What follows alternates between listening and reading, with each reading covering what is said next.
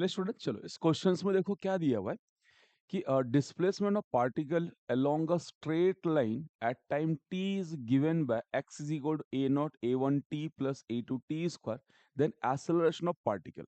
Okay, हमें क्या दिया है? डिस्प्लेसमेंट देकर रखा है, हमें क्या चाहिए?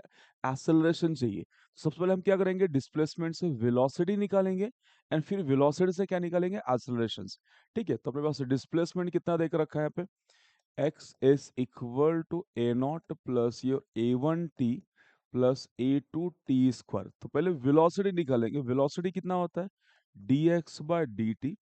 तो इसे d by dt of a naught plus ये a1 t प्लस कितना आएगा? a2 t square. अब a नॉट क्या है? कांस्टेंट है, तो a नॉट का डेरिवेटिव कितना हो जाएगा? 0। तो यहाँ लिख देते हैं v is equal to 0 plus a one into t.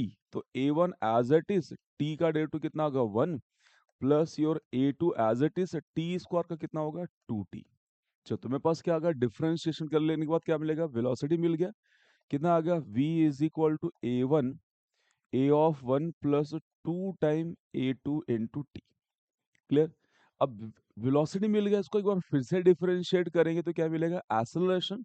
तो लिख देते हैं सर, एक्सेलरेशन का फॉर्मूला कितना होता है? d by d t of v। तो d by d t of v कितना अपने पास? A one plus 2 time a two into T.